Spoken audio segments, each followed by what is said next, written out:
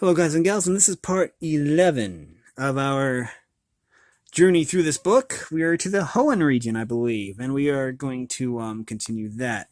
This is a reading from the Pokemon Visual Guide by Silvestri and Katherine Fang. I'm going to open the book to that page, and this is the Pokemon Visual Guide. And in the last episode, we talked a lot about Max, May, and just in general, Hoenn. We'll go back a page to refresh everybody's memory. We were talking about Professor Birch, and then we're going to continue on from that. And we are ready to talk about Drew. I don't watch the show, so I'm not sure exactly who Drew is, or Harley, or any of this. But anyways, we will find out. It says here, Drew. Sometimes May's friend and sometimes her rival, Drew has grown to see May as genuine competition instead of just a rank novice. He was once a novice coordinator, just like everyone else. On the verge of tears after being beaten by Soledad in his contest debut, but now he is a coordinator from La Rousse City and a well-known figure on the contest circuit. Says, although Drew's criticisms of May are usually helpful in their own way, that rhymed by the way, he snapped at her on a few occasions. At first, he was frustrated with the way May's lack of confidence led her to believe Harley's constant lies. But at the Grand Festival in Kanto, Drew lashes out at both May and his Absol because May's up-and-coming presence puts him under pressure to stay one step ahead. Drew isn't big on coming in second, even after the Grand Festival in Hoenn. He skipped the after-party to keep training. It says here, in this green box, we're going to read that, he has a habit of handing out roses that add to his cool, aloof image, but he does become flustered in the face of his adoring public. And though Drew is a perfectionist, he doesn't bother to dress up for contests because he wants the sole focus to be his Pokemon, not him.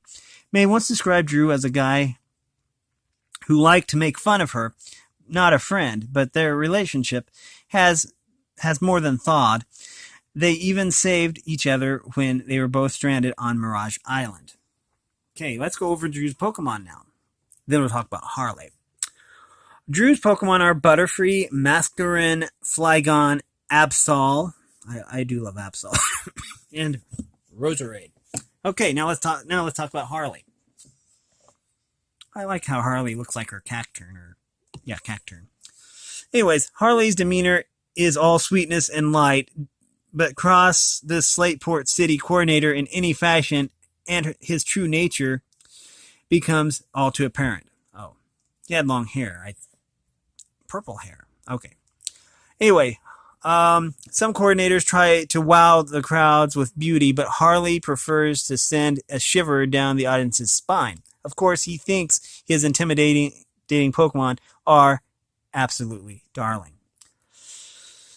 Okay, it says, let's go. I could read this. Okay, we'll go ahead and read this. He made an unwitting mistake of not recognizing his Cacturn and saying his cookies aren't half bad, which infuriated Harley so much he took an instant photo of her for his little book of vengeance. Since then, he's been determined to beat her by any means. Wait a minute. May made the unwitting mistake of not... Okay, I see. Sorry about that. Let me reread this because I think I read this wrong the first time. It says, May made the unwitting mistake of not recognizing his Cacturn and saying his cookies aren't half bad, which infuriated Harley so much he took an instant photo of her for his little book of vengeance. Since then, he's been determined to beat her by any means, whatever fair or foul. Time and time again, Harley's played dirty tricks on May and then made a show of apologies so he could trick her again. Sounds like a nice guy. Anyway, Harley's Pokemon are Cacturn, Bayonet, Octillery, and Ariados. I think I'm saying that right. It's that spider Pokemon. Okay, let's talk about the Hoenn Grand Festival now. Slateport City hosts the Grand Festival, Hoenn's annual top-tier Pokemon contest where coordinators and Pokemon put on shows of beauty and power to see who is truly worthy of the Ribbon Cup. To enter the Grand Festival, coordinators must supply their Hoenn Contest Pass and their 5 prize ribbons. Once the ribbons are scanned in the registration and the registration is complete, each contestant receives a guidebook with Grand Festival rules, stadium maps, and even restaurant locations. Contestants also get to stay in comfortable rooms with an ocean view. That would take a lot of room. That would take a lot of rooms probably.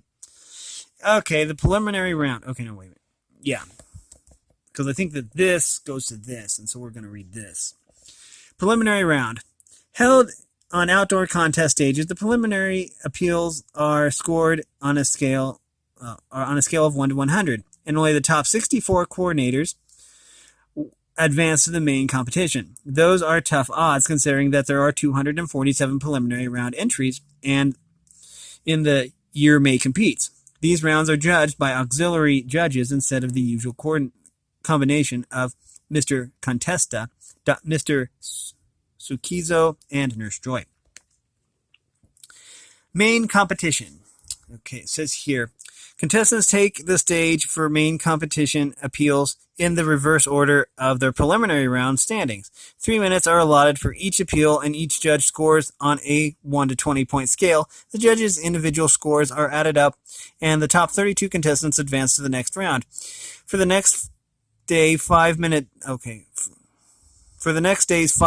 double battle rounds, the top 32 are paired off based on their scores in the main competition appeals.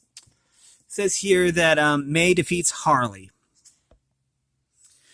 Harley makes the first move, but May comes up with a quick combination like Vine Whip and Silver Wind to turn the game around and earn a clear victory. May defeats Anthony. I think it goes like this. And then this. May defeats Anthony. Although Anthony's Pokemon hold their own against Bulbasaur and Combusken when time runs out, with both sides still standing, May takes the win due to her slight edge in the points. Anthony. A shy but hard-working coordinator, Anthony was lucky to make it to the main competition after Team Rocket stole his ribbons and contest pass. Without his ribbons, he didn't have the heart to compete, but Ash and Officer Ginny helped apprehend Team Rocket, and Anthony took the stage after all. He made a good showing with his Swalot, which he raised ever since it was a Gulpin. Drew defeats May. Drew unveils a Flygon he raised just for this tournament, and despite May's creative strategies, the power of Flygon's Steel Wing, together with Roselia's Stun Spore, is just too much for Combusken and Skitty. It says Robert defeats Drew. Robert and his Milotic have made several other appearances throughout the Hoenn contest season. He's a classy coordinator. Team Rocket tries to steal his identity as well by conducting an actual kidnapping, but the attempt is cut short by Ash and his Snorunt. Even though Robert wins the grand festival, he doesn't even stick around for the closing ceremony party. He's already off to practice for the next competition. Okay, next. Pokemon contests and coordinators. In Hoenn, contests were introduced as a new form of battling. Contestants known as contest coordinators instead of trainers showcase their Pokemon's skills in beauty and grace competitions. Instead of competing for badges, coordinators compete for ribbons. Main coordinators. Okay, I think all these, these all say something different. Okay, it says here, main coordinators, we have Dawn from Sinnoh. She has Piplup, Baniri, Pachirisu, Ambipom, and Swinub. Dawn, like May, wants to compete and win ribbons so that she can be the best contest coordinator ever. However, there are differences between the two. Dawn is more aggressive and more confident than May. She doesn't wonder what she should do, nor does she rely on luck or fate. Instead, she trains and enters each battle with knowledge and foresight. Next, we have Zoe from Sinnoh, who has Glameow, Misdreavus, Shellos, and Finneon. Zoe is Dawn's rival, much like Drew is to May. She is a little more outgoing than others in Sinnoh, and a lot more helpful. The facil- facil- she suggested and facilitated the trade of Apom and Buzel between Ash and Dawn when she observed that Buzel was more attuned to battling. She also has expressed her distaste for people who seek out gym badges and coordinator ribbons at the same time. So I guess that's Zoe right there. Next we have Kando from Sinnoh, who has Roselia, Sunflora, and Cricketune. I like his hat, by the way. Nando is a wandering minstrel of sorts, playing a Mew-shaped harp wherever he goes. Keeping with his lifestyle, Nando has trouble making up his mind. Ultimately, he decides to become a trainer and a coordinator. Wow, okay. So he's like a bard, in like the old-timey bards in Dungeons & Dragons, I guess. Anyway, we have Kenny from Sinnoh, who has Prinplup, Alakazam, and Breloom. Kenny is a coordinator who has a previous history with Dawn. The two were childhood friends, and he even refers to her affectionately as Dee Dee. He also chose Piplup as his first Pokemon, although he had begun his quest for ribbons before her. When Kenny faced Dawn in Flororama, he lost to her in a very tight battle. Next we have Drew. Drew is from Hoenn, apparently. He has Roserade, Masquerain, Flygon, Absol, and Butterfree, as we know. Drew is to May what Gary Oak is to Ash, a competitor, a friend, and a rival to the end. And like Gary Oak, Drew continues to inspire and assist May, although his competitive nature flares from time to time. Drew has his own rival and longtime friend in Soledad, another competitor. Next we have Jessie from Sinnoh and Hoenn with Dustox, Apom, Borrowed, Wobbuffet, Survivor, and Yanmega. It says Jessie has a deep, and we're talking about the Team Rocket Jessie, by the way. Jessie has a deep desire to win the coordinator contest, but she rarely does so in honest ways and usually competes masked. More effort goes into her disguises, Jezebel, Jesselina, and the Jester, than into her training. She has won 2 ribbons, one in an unofficial showdown using Ash's Apom, and another legitimate win in Celestion Town using her Dustox. Okay, let's go back up to the top here. May. She is from Hoenn. She uses Blaziken, Beautifly, Wartortle, Glaceon, Venusaur, Munchlax, and Skitty. May announced early on in Hoenn that she had no desire to become a trainer. After watching a Pokemon contest, however, she realized her true calling. Although outmatched in almost every event, she trained diligently and won all 5 of her ribbons with style. Soledad, I'm probably saying that wrong, is from Hoenn. They use Slowbro, Lapras, Pidgeot, and Butterfree. Soledad is a Pokemon coordinator from Pewter City and an apparent acquaintance of Brock's, who competed against May in the Kanto Grand Festival, which she won. She is also old friends with Drew and Harley. She is always willing to help or offer advice. Okay. Lastly, we have Harley here from Hoenn, who has Cacturne, Bayonet, Ariados, Octillery, and Wigglytuff. Harley is a snobby, easily offended coordinator whose issues with May stem from the fact that she doesn't overpraise the cookies that Harvey made for her in their first meeting. Plus she didn't even know what a Cacturne was. Since then, Harley has made it his life mission to antagonize, embarrass, and demean May in any possible way, or in any way possible. Okay, these are the judges. Introducing the judges. Raul Contesta. Not much is known about Mr. Contesta, but he is the Pokemon contest director and head of the judging committee. Next we have Mr. Sukizo. Another judge in the contest is Mr. Sukizo, the president of the Pokemon fan club. He joins Mr. Contesta and Nurse Joy on the panel, but says very little. His catchphrase is remarkable. Next, we have Nurse Joy. A Nurse Joy from the town in which the contest is being held is usually asked to serve as a contest judge as well. Okay, now it says, here are the contest rules. Each contestant will use one Pokemon per round unless it is a double performance. A coordinator can change Pokemon between rounds. Okay. Pokemon will perform in a qualifying round. High scores in the qualifying round determine placement in the semifinals. During a match, Pokemon are judged on skill, grace, and performance. Pokemon can use single, double, or triple combination attacks to lower an opponent's tally. There is a 5-minute time limit. After 5 minutes, the coordinator with the highest point tally is declared the winner.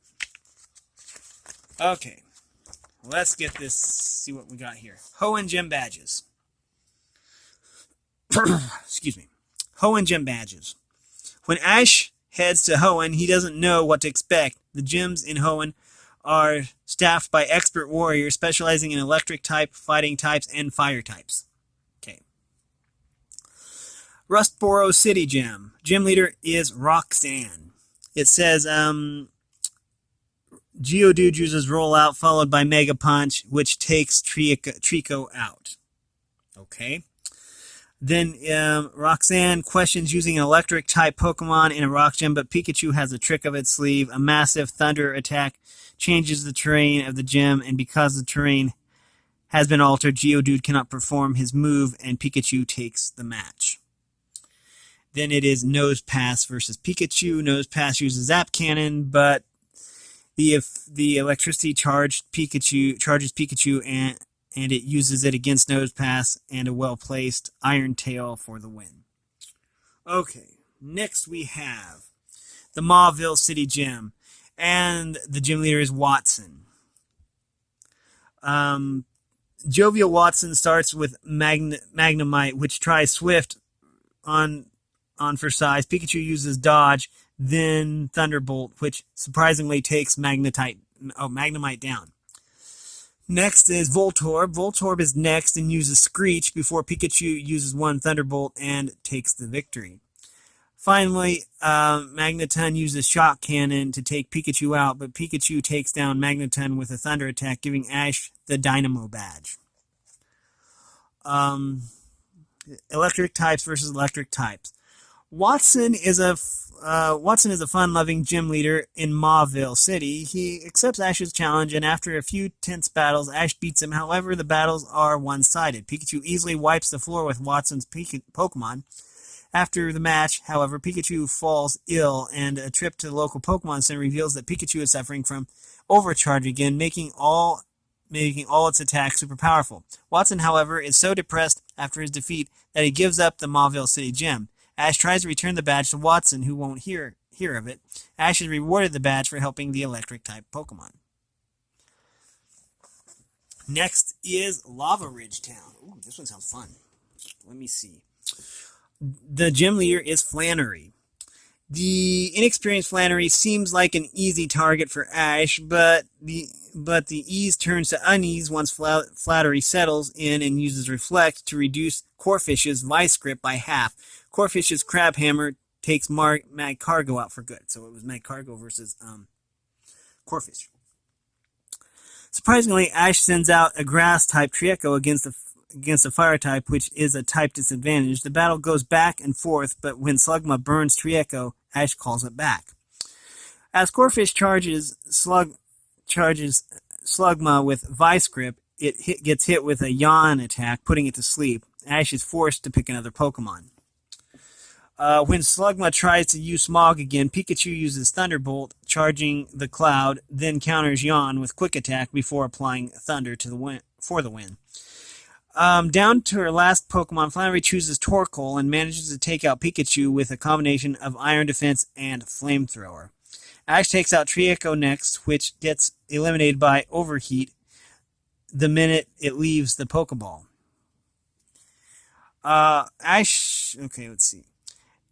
Ash's only Pokemon left is the napping Corfish. Torkoal starts with Overheat, then follows up with Flamethrower.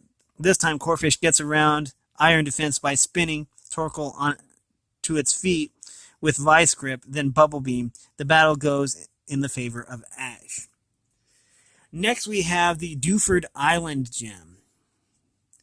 It says Machop starts with karate chop, but Trico dodges it. Trico uses the formation of the gem as Ash defends against another 2 karate chops. Worrying about the geysers in the gem, Ash recalls Trico just in time. Next it says, Corefish comes out swinging using Bubble Beam, then Crab Hammer. Machop tries to block with Karate Chop, but a subsequent Crab Hammer makes short work of Machop. Corefish succumbs to Hariyama's onslaught as it's blown out of the water, then finished with a seismic toss. Hariyama starts with arm thrust, which Trico deftly dodges. Trico uses pound attacks on Hariyama's legs, which weaken Hariyama. Eventually, Trico wins. Next, we have Petalburg City, and there is a little annotation here. It says, facing gym leaders with his usual cockiness is usually no problem for Ash, but Ash has never faced the parent of one of his friends. Despite the warm welcome by all of Petalburg City, Ash still has to face May's dad, Norman, who avoided an even bigger battle earlier by surprising his wife with an anniversary present. And the gym challenge goes on as planned. Okay. It says here, Pikachu can't get in one attack as Slackoth dodges everything. Pikachu faces even more problems when Blizzard is used. Ash calls Pikachu back. Ash has Torkoal use Flamethrower against another Blizzard, Flamethrower from... excuse me. Let me read this again. I'm getting my words mixed up. Ash has Torkoal use Flamethrower against another Blizzard from Slackoth. Torkoal knocks out Slackoth. Ash has Torkoal start out with Overheat, but Vigoroth use Scratch Attack. Its speed and power knock out Torkoal with one hit. Ash goes back to Pikachu after a back and forth battle. A static electricity charge paralyzes Vigoroth, and Pikachu ends the battle with Iron Tail. Unfortunately, Pikachu also succumbs, ending in a draw. Says Grovyle uses Bullet Seed and Slaking counters with Hyper Beam, but the toughened Grovyle fights back and uses Overgrowth, an ability that magnifies grass-type attacks and takes down Slaking with a Leaf Blade attack. I do like Grovyle. He's cool. Next, we have Four Tree City Gym. The leader is Winona.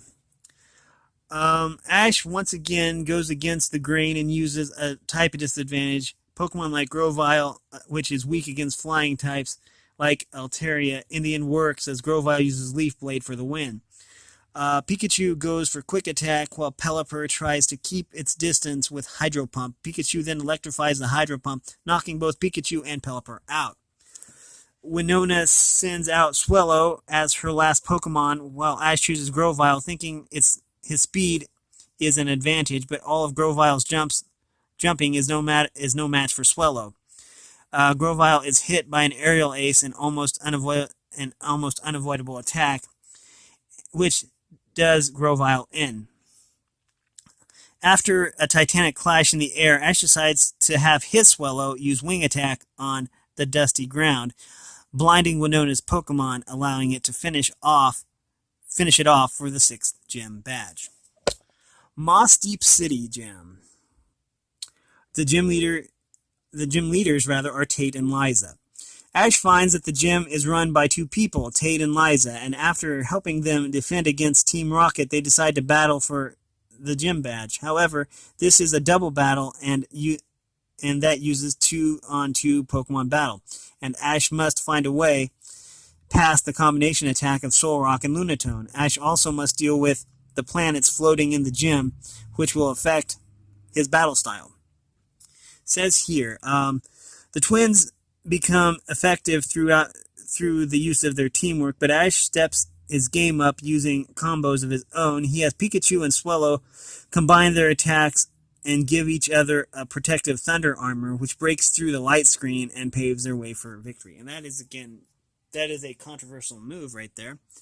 But it was really done to great effect in the thing. It just probably is not exactly canon.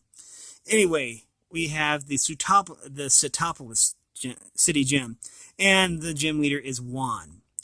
Battling at the Setopolis City Gym takes a lot of strength and tenacity. Not only is there a double battle to deal with, where you must defeat both of your opponent's standing Pokemon to advance, but there is also a 3-on-3 battle, where you use any of your surviving Pokemon from the previous rounds to take on Juan. Pikachu and Snorunt use the ice to get closer to Juan's Pokemon. It seems to work, but Pikachu's Iron Tail and Snorunt's Headbutt can't match Celio's Aura Beam and Seaking's Hyper Beam. Snorunt is unable to battle. It says, okay. Ash brings out Corphish to help Pikachu. Pikachu's Iron Tail takes out Seaking, leaving only Celio. When Juan uses Ice Ball for the third time, Pikachu's Thunder breaks the ball, allowing Corphish to knock Celio out with Crabhammer. Next, we have some of these little mini ones right here. The battle switches to a more traditional one-on-one battle when Grovyle uses Leaf Blade. Love-Disc countering Sweet Kiss confuses Grovyle, who gets hit with a water gun and is knocked out. Corphish uses Crabhammer on top of the water and follows with Vice Grip. Corphish finishes it with Crabhammer, which is super effective. Okay, so that means Love Disc is out. With only 2 Pokemon left, Juan chooses to go with Whiscash, who ends Corphish's night with a single Rock Smash. Whiscash uses Hyper Beam, and the match seems lost when suddenly Swellow comes back with an Aerial Ace and follows Whiscash into the water. Swellow follows with Aerial Ace to end the battle. Milotic's Hydro Pump versus Swellow's Aerial Ace doesn't give Ash the results he wanted. Milotic follow-up attack Twister knocks Swellow out. With both battlers down to their last Pokemon, it's up to Pikachu. Thunder seems to harm Milotic, but Milotic uses Recover. Pikachu rushes and flips Milotic into the water, where a full tilt Thunder attack finishes it. And we are going to go over the Hoenn League Championship here in the next episode, I guess. It looks like there's a lot to read here, and so yeah, I'm going to find my bookmark, put my bookmark in here, and we will finish this off. We are almost to the Sinnoh region, I think. We're just going to... wow, there are a lot of legendaries. Yeah, we are almost to Sinnoh, because Sinnoh is on page 122, and we are on page 104. Okay, we got a long ways to go. Anyways, we've been reading from Pokemon Visual Guide by Chris Silvestri and Katherine Fang. If you like this content, this is also Pokemon Visual Guide. If you like this content, make sure you like and subscribe and ring the bell so you know when I upload. And if you want to support me in any way, all that information will be in the description below. As always, thanks for watching, everyone, and have a great day.